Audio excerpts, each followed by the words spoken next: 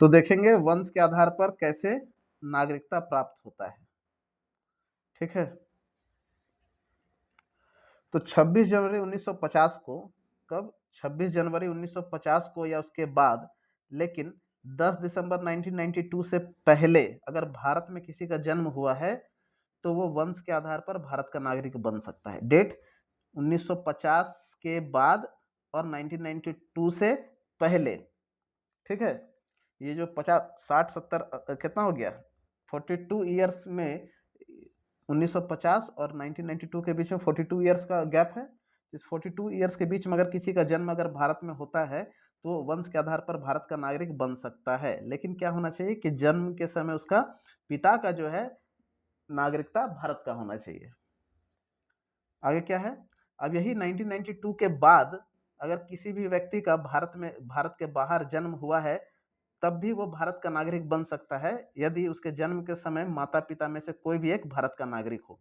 तो पहले वाले में क्या बोला है, 1992 से पहले पिता का नागरिकता होना चाहिए, 1992 के बाद जो है पिता या माता में से किसी भी एक का नागरिकता होना चाहिए।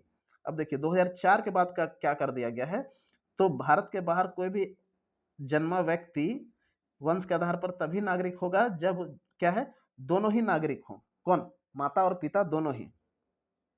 ठीक है, और जैसे कि कोई भारत के बाहर जन्म हुआ है तो उसको जो है भारतीय कॉन्सुलेट में पंजीकरण कराना पड़ेगा 1 वर्ष के भीतर।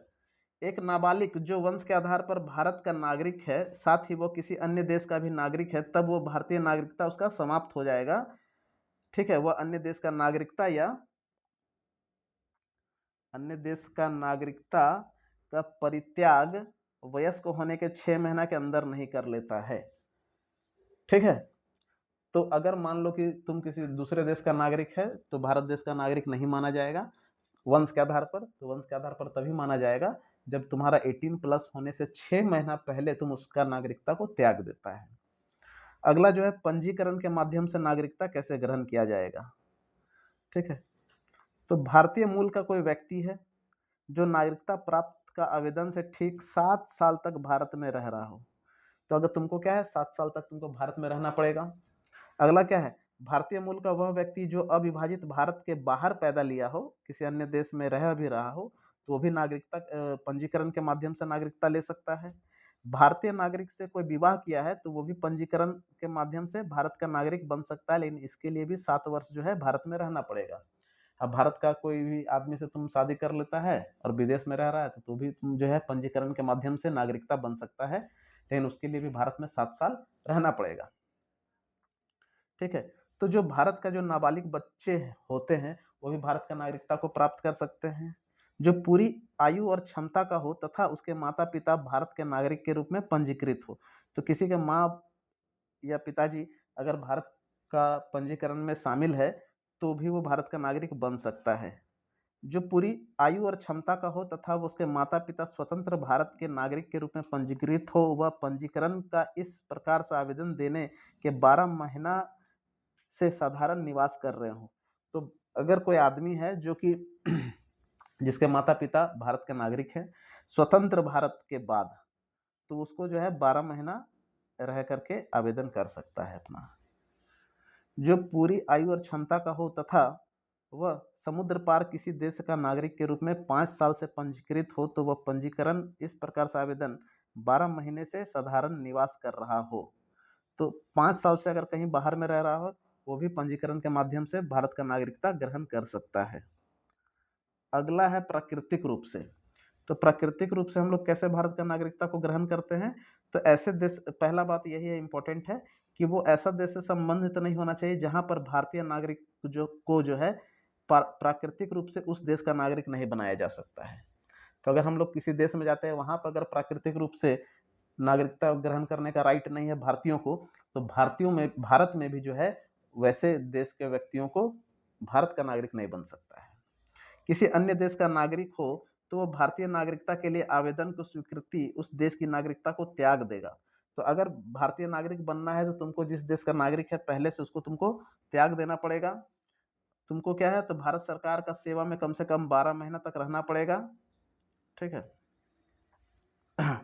और इस 12 माह की इस अवधि से पहले 14 साल तक तुमको रहना पड़ेगा भारत में, और इस 14 साल का भी 11 साल जो है कम से कम प्रॉपर रहना पड़ेगा, और 3 साल इसमें जो है तुम कहीं भी आ जा सकते हो, कोई दिक्कत नहीं है।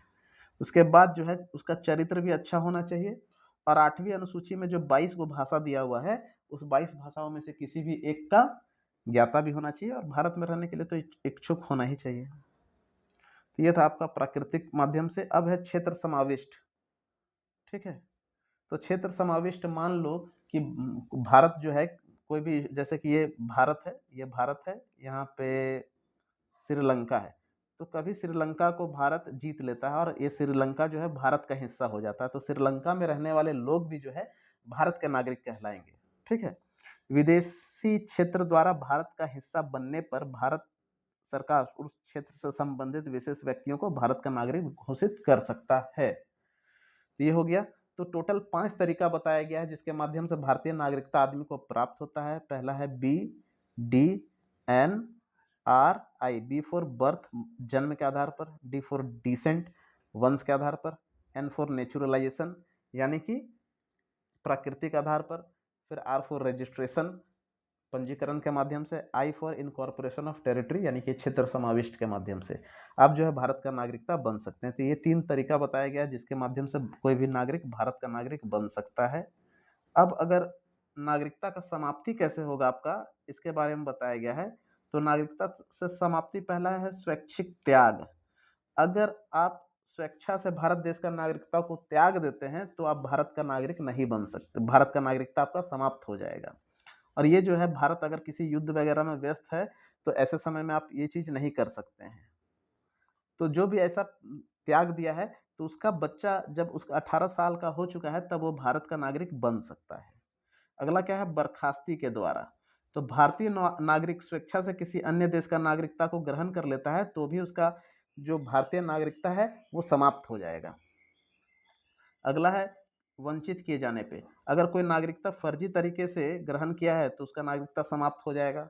अगर संविधान के प्रति आप अनादर व्यक्त करते हैं तो भी आपका समाप्त हो जाएगा। युद्ध के दौरान आप शत्रु के साथ मिले हुए हैं तो भी आपका नागरिकता समाप्त हो जाएगा। इसके बाद क्या है, पंजीकरण या प्राकृतिक रूप से अगर कोई नागरिकता ग्रहण करता है तो 5 साल के दौरान, 5 साल अगर वो रह रहा है भारत में तो 2 वर्ष का कैद नहीं होना चाहिए, तो फिर आप क्रिमिनल हो जाएंगे। भारत के बाहर अगर कोई आदमी 7 साल से रह रहा है तो भी भारत का नागरिक नहीं माना जाएगा। तो विदेश में जाकर के बिना अनुमति के, ठीक है, 7 साल से बाहर 7 साल से ज्यादा समय के लिए बाहर में रह रहे तो वो भी भारत का नागरिक नहीं माना जाएगा। अब है एकल नागरिकता। तो भारत में क्या है, तो भारत में एकल नागरिकता का प्रावधान है। इसका मतलब क्या है कि कोई भी आदमी कोई भी स्टेट में रह रहा है वो कहलाएगा केवल और केवल भारतीय नागरिक, दूसरा कोई भी नागरिक नहीं कहलाएगा। लेकिन अमेरिका और स्विट्जरलैंड में क्या है, तो दोहरी नागरिकता का व्यवस्था है। दोहरी नागरिकता मतलब कि वो जिस स्टेट में रह रहा है उसका भी नागरिक है और केंद्र का भी नागरिक है। अगला पेज में क्या है, तो विदेशी भारतीय नागरिकता। यहाँ पे 2 कार्ड के बारे में याद रखना है, PIO और OCI। ठीक है, तो पीपल ऑफ इंडियन ओरिजिन, तो क्या देखिए सितंबर 2000 में, 2000 ईस्वी में एक है LM सिंघवी नाम का एक समिति बनाया गया था। तो और उस LM सिंघवी समिति में LM सिंघवी उसका अध्यक्ष भी था। तो उसी का अध्यक्षता में एक उच्च स्तरीय समिति का गठन किया गया था 2000 में। ठीक है, और ये अपना रिपोर्ट जो है 2002 में सौंप दिया। ये सौंप दिया और नागरिकता अधिनियम 1955 में संशोधन करके PIO यानी कि people person of Indian origin लाया, जिसमें दोहरी नागरिकता प्रदान की जा सकती है लेकिन कुछ विशेष देश में रहने वाले लोगों को ही। तो 16 देश में रहने वाले लोगों को PIO कार्ड मिल सकता है। और कौन सा देश है जिसको PIO कार्ड नहीं बन सकता है, तो पाकिस्तान और बांग्लादेश में रहने वाले लोगों को। ठीक है, तो ये है एक्सेप्शनल, पाकिस्तान और बांग्लादेश को PIO कार्ड नहीं मिलेगा, बाकी सभी को मिलेगा। फिर नागरिकता अधिनियम में संशोधन करके 2005 में एक संशोधन किया गया, और इसमें क्या किया जाता है, तो 2005 में आया था OCI। क्या आया था, OCI। ठीक है, अब 2002 में आया PIO, 2005 में आया OCI। तो ये दोनों जो है एक साथ चल रहा था कब तक, 2015 तक। ठीक है, 2015 तक ये दोनों ही चल रहा था। लेकिन 2015 में फिर से एक अधिनियम संशोधन किया जाता है और जो ये PIO है उसको OCI में डाल दिया जाता है। और OCI का फुल फॉर्म होता है overseas citizen of India card holder. तो यहाँ पे कुछ डेट लिखा हुआ है कि PIO कार्ड स्कीम कब लाया गया था, तो 2002 में लाया गया था। OCI कार्ड स्कीम कब लाया गया था, 2005 में लाया गया था। और 2015 में क्या किया गया था, 2015 में क्या किया गया था, तो PIO कार्ड को रद्द करके इसको जो है OCI में डाल दिया गया। और ये हो जाता है आपका यहाँ पे चैप्टर समाप्त। चलिए, थैंक यू।